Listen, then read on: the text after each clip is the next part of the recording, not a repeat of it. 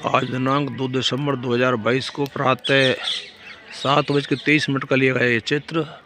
सामने सूर्य अपनी ऊंचाई को बढ़ता हुआ, और आप देख रहे हैं जय श्री चैनल। यदि आप पहली बार देख रहे हों तो इसको सब्सक्राइब करें, बेल दबाएं, शेयर करें, लाइक करें। जय गुरुदेव भैया। ये बहुत ही सुंदर सुहावना फसल का चित्रण, हल्का सा कोहरा जिसको आप साफ देख रहे हैं। सामने सूर्य भगवान उदय होने के बाद ऊपर को अपना स्थान ग्रहण करते हुए। जय श्री चैनल,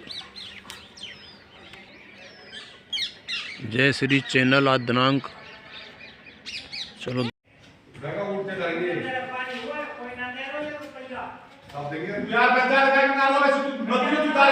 जय जय राम, जय जय राम, जय जय राम। आज यशोदा मैया ने अपने लाला को गोद में ले रखा है और बड़ी सुंदर सुंदर बात कर रही कि आज मेरा ब्रह्मा आदि देवता सभी स्तुतियां कर रही हैं यशोदा मैया की कि कैसा सुंदर ऐश्वर्य और माधुर्य साक्षात परब्रह्म यशोदा मैया के आंगन में। इधर यशोदा मैया लाला को स्तन पान करा रही थी, अपना दुग्ध पान करा रही थी। इतने में एक गोपी की आवाज आई, अरे मैया तू अपने लाला में इतनी मस्त हो गई कि दूध पे जो चूल्हे पे जो दूध रखा है वो उफान आ रहा है। यशोदा मैया ने जैसे सुनी, सुखदेव जी कहते हैं परीक्षित वो जो गाय का दूध था मानो वो कृष्ण से कहता हो, हे कृष्ण यदि आप हमें उपयोग में नहीं लेते, यदि आप हमारे इस दुख का पान नहीं करते तो इससे तो अच्छा है कि हम जल जाएं, उफन जाएं, फैल जाएं। तब यशोदा मैया ने जब सुनी तो लाला को एक क्षण भी नहीं लगा, और लाला से इतना प्रेम भरी बात कर रही थी और एक क्षण में लाला को जमीन पर रख दिया और यशोदा मैया दूध को देखने के लिए चली गई। ठाकुर जी को बड़ा क्रोध आया, अरे मैया ऐसा लग रहा है जैसे आज तो दूध पूत नहीं दूध ज्यादा प्यारो है, तो पूत प्यारो ना है दूध प्यारो है। तब लाला आज बड़ा क्रोध में आ गए, होठों को फड़फड़ाने लगे, आंखें लाल कर ली। छोटे से लाला है, यशोदा मैया तो दूध देखने के लिए चली गई। अब लाला को बड़ा गुस्सा आया कि क्या करूं, और लाला ने तो सिलबटना पे जो लोड़ी होती है ना वो हाथ में ली, और यशोदा मैया के ददिया सास के समय की बहुत बड़ी बड़ी मलहरिया रखी जिनमें 40 सवा मन दूध आ जाए।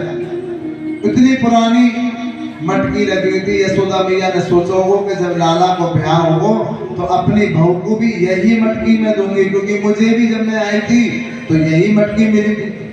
अब लाला ने गुस्सा में आकर और हाथ में सिलवटना वाली लोड़ी लेके और मटके को जोर जोर से बजाने लगे। वो दर्शाना चाह रहे हैं कि यशोदा मैया मुझे देखे मैं कितना गुस्से में हूं। और करते करते लाला ने तो मटकी फोड़ डाली, और जब मटकी फोड़ डाली तो दही और दूध बिखरने लगा, आंगन में फैलने लगा। जब दूध दही फैलने लगा यशोदा मैया ने देखा तो मैया ने कहा, अरे ये लाला ने क्या किया, मेरे ददिया सास के जमाने की मटकी फोड़ दी। और लाला अगर ऐसे ही शैतानी मचाते रहे, उदम करते रहे तो कब तक मैं कब तक इसे छोड़ूं। आज तो मैया को बड़ा गुस्सा आया, और मैया ने देखा कि आज यदि इसको छोड़ दिया तो ये ऐसे ही उदम मचाता रहेगा। मैया ने एक छोटी सी डंडी ली हाथ में और बार बार उसे देख रही है कि लग ना जाए मेरे लाला को, और मैया लाला को दिखा रही है कि लाला आज तो मैं तुझे छोड़ूंगी नहीं। अब लाला थर थर कांप रहे हैं, ग्वाल बाल उनके साथ में, बंदर उनके साथ में, और लाला दौड़ लगाने लगे। यशोदा मैया पीछे पीछे, लाला आगे आगे, पीछे पीछे बंदर। यशोदा मैया के बालों में जो गजरा लगा हुआ है उस गजरे के फूल बार बार नीचे गिर रहे हैं। सुखदेव जी कहते हैं परीक्षित वो गजरे के फूल मानो यशोदा मैया से कहना चाहते हो कि यशोदा मैया तेरे प्रेम को, तेरी ममता को धन्य है, जिस परम ब्रह्म को बांधने में, जिस परम ब्रह्म पर गुस्सा करने में, परम ब्रह्म को मारने में जो सामर्थ्य यदि किसी में है तो वो यशोदा मैया में है। बड़े बड़े देवता ऋषि गंधर्व सभी तरसते हैं ठाकुर जी का दर्शन के लिए। आज कितना सामर्थ्यता है यशोदा मैया में, आज लाला पे गुस्सा कर रही है। और ठाकुर जी भी धन्य है यशोदा मैया की ममता को प्राप्त करके, वात्सल्य रस को प्राप्त करके जो ठाकुर जी डर रहे हैं। अब तो ठाकुर जी उस 85 चौक में सबसे लास्ट वाले पे खड़े हुए हैं। यशोदा मैया हार थक गई, थक कर बैठ गई और कहने लगी लाला आजा, लाला आजा। लाला नहीं आए, डर के मारे, मैया मारेगी, हाथ में डंडी है। तब एक वाले ने जाकर कहा मैया लाला, यशोदा मैया के कान में एक बात कही, अब बुलाओ लाला को। तो यशोदा मैया ठाकुर जी से कहती है लाला तुझे तेरे सतयुग के भक्तों की कसम तू आजा। ठाकुर जी नहीं आए। मैया पुकारने लगी लाला तुझे तेरे त्रेता के भक्तों की कसम तू आजा। ये कई बात है। नहीं आए ठाकुर जी। अरे कन्वा तुझे तेरे भक्तों के, द्वापर के भक्तों की कसम तू आजा। भगवान नहीं आए। यशोदा मैया ने अंतिम बार बोला अरे लाला तुझे तेरे कलयुग के भक्तों की कसम तू आजा। और जैसे ही यशोदा मैया ने कहा कलयुग के भक्तों की कसम, और ठाकुर जी दौड़ लगा पड़े और यशोदा मैया के पास आ गए। मैया अब तो चाहे मुझे मार और चाहे मुझे बांध। मैया आश्चर्यचकित रह गई। अरे लाला मैं तुझे सतयुग के, द्वापर, त्रेता के भक्तों की कसम दिलाई, तू नहीं आया, और तुझे तेरे कलयुग के भक्तों की कसम दिलाई, तू दौड़ा चला आया।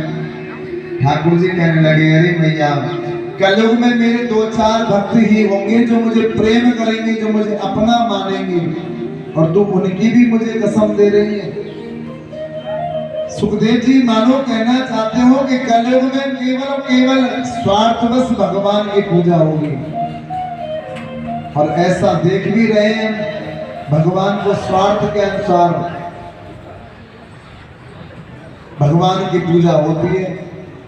कोई हमारा संकल्प हो कि मेरे बेटे की शादी होगी तो भैया मैं ये काम कराऊंगी, फलाने का बेटा हो जाएगा तो मैं भागवत बचवाऊंगी, और उसका ये नौकरी लग गई तो मैं ये काम कराऊंगी। अब तो भगवान के साथ भी व्यापार होने लगा है। भगवान के साथ भी व्यापार हो रहा है। मेरा ये काम बन जाए तो मैं मंदिर पे ये प्रसाद लगवाऊंगा। आजकल भगत और भगवान ऐसे हो गए। एक भक्त था और उसने बोला प्रभु मेरा ये फलाना काम हो जाए तो 10% में आपको दूंगा। उसका महीना हो गया, काम ही नहीं हुआ। फिर उसने बोला 1 महीने के बाद हे भगवान मेरा ये काम बन जाए तो मैं आधा आपको दूंगा, आधा अपने पास रखूंगा। और संयोग बस उसका काम हो गया, उसका काम हो गया 50,000 रुपए का। अब उसके मन ने बोला कि अब तूने भगवान से बोला था कि भाई आधा आधा लेंगे, अब तू भगवान को आधा दे, तेरा काम बन गया, तेरे पास पैसे आ गए। तो उसका मन कह रहा है अरे भगवान ने इसमें क्या किया, अरे मैंने मेहनत करी, इसमें भगवान का कौन सा रोल है, भगवान ने कौन सी मेहनत करी, मेहनत तो मैंने करी।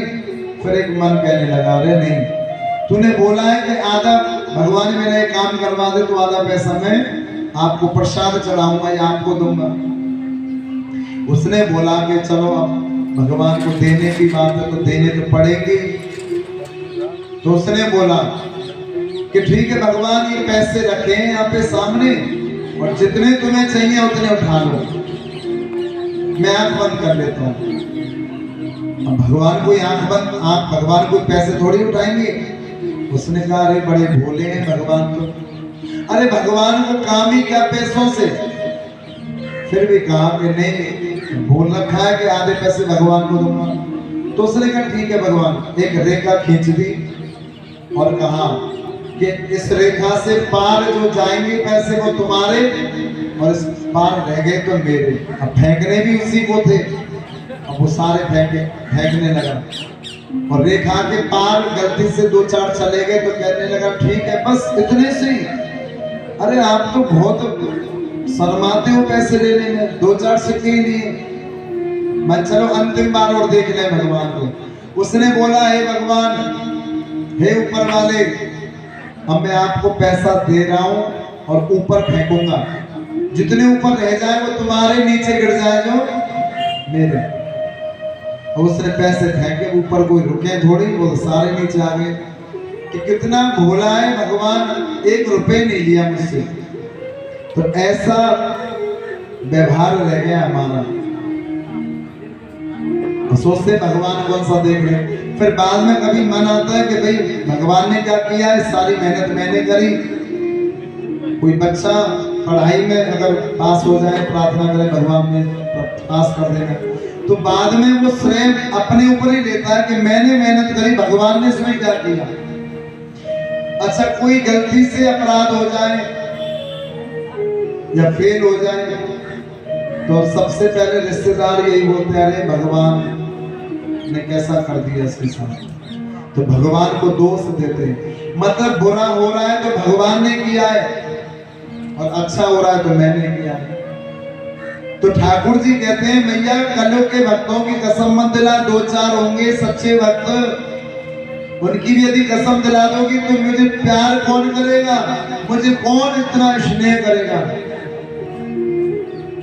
ठाकुर जी चले आए। यशोदा मैया ने ठाकुर जी को उखल से बांध दिया। अब यशोदा मैया ऐसा रेशम की डोरी ढूंढ रही है कि लाला को लग ना जाए कहीं, और बड़ी रेशम की डोरी से ठाकुर जी को बांधना चाहा। ठाकुर जी मुस्कुरा रहे और 2 उंगल रस्सी छोटी पड़ जाए। मैया बांधना चाहती है पर ठाकुर जी बंध नहीं रहे। मैया चाहती है कि मैं इस पर ब्रह्म को बांधूं, पर ठाकुर जी कहते हैं कि इतना प्रेम इतना माधुर्य रस है, मैं इसे बंधने वाला नहीं हूं। अब तो यशोदा मैया ने बहुत प्रयास किया, जब थक गई तो ठाकुर जी ने तरस खा के यशोदा मैया से खुद बंध गए। माधुर्य और प्रेम रस ऐश्वर्य जिसे कहते हैं, उसकी डोरी कम पड़ जाए 2 उंगल तो ठाकुर जी भी थोड़ा साहस करने लगे, इधर यशोदा मैया ने भी साहस किया। जब दोनों का साहस पूर्ण हुआ तब परब्रह्म को बांधा जा सकता है, ऐसा सुखदेव की परीक्षित से कह रहे हैं। ठाकुर जी उस उखल को धीरे धीरे धीरे धीरे चलते और उनके आंगन में 2 वृक्ष थे, यमला और अर्जुन का। और ठाकुर जी ने जैसे ही उखल से उन वृक्षों को अपने हाथों से स्पर्श किया, वो वृक्ष टूटकर राम गिरे, और जैसे ही गिरे तो सारे ब्रजवासी आ गए। नंद बाबा ने देखा अरे लाला उखल से बंधे हुए, यशोदा मैया को डांटने लगे, मैया अभी कुछ हो जाता है इस बालक को। तो यशोदा मैया ने अंक में हृदय से लगा दिया लाला को। और लाला मैया यशोदा लाला को समझा रही तू इतना उद्यम क्यों करता है लाला। फिर प्रातः हुई। आज ठाकुर जी कहने लगे कि अब मुझे ब्रज की रज का रस प्राप्त करना चाहिए। आज ठाकुर जी ने ब्रज रज मुख में डाल दी, और जैसी ब्रज की रज जो थी उसको मुख में डाला, और बलदाऊ जी ने देख लिया, कहा कि आज मैं यशोदा मैया से मैं शिकायत करूंगा। और यशोदा मैया से बलदाऊ जी कहने लगे मैया आज लाला ने ब्रज रज खाई। यशोदा मैया ने कही सच में लाला कि नहीं मैया,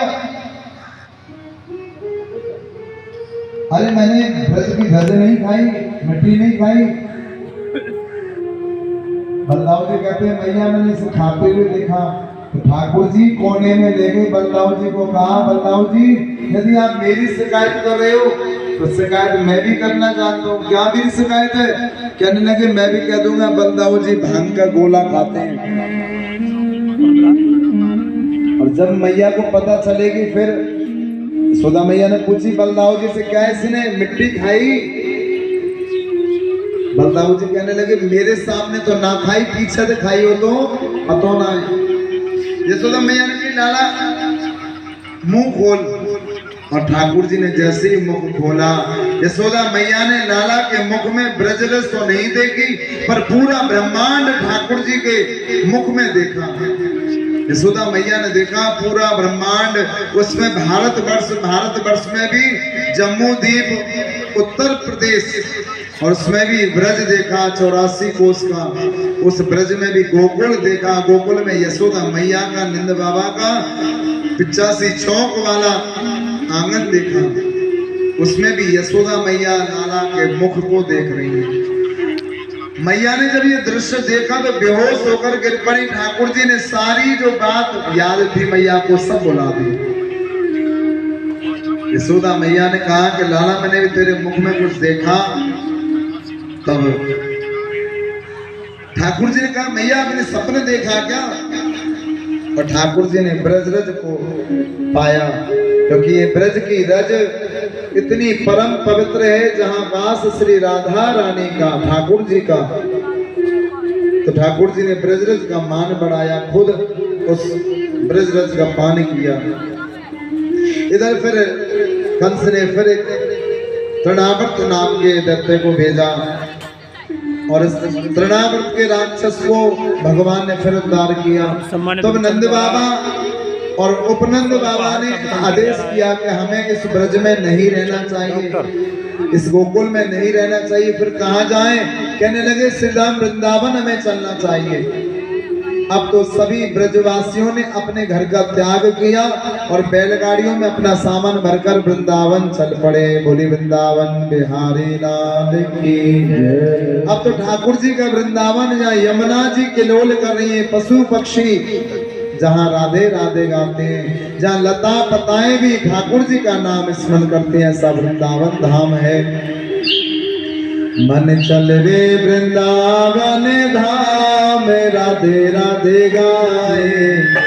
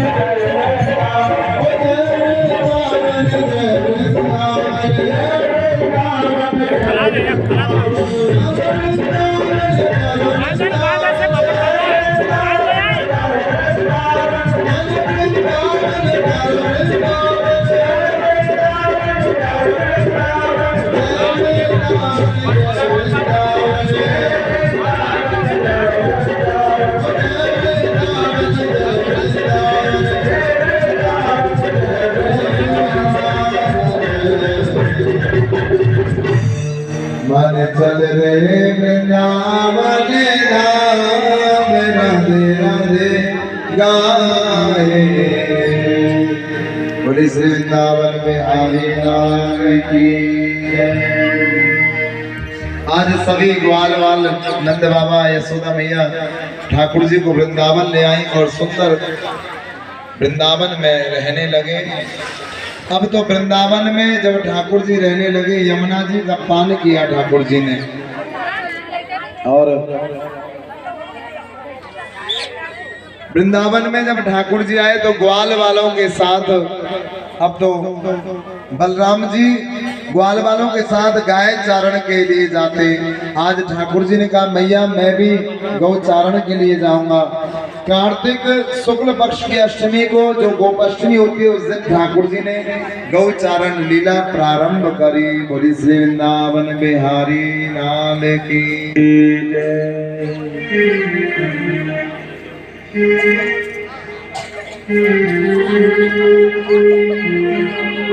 और रटेंगे राधे राधे, और रटेंगे राधे राधे।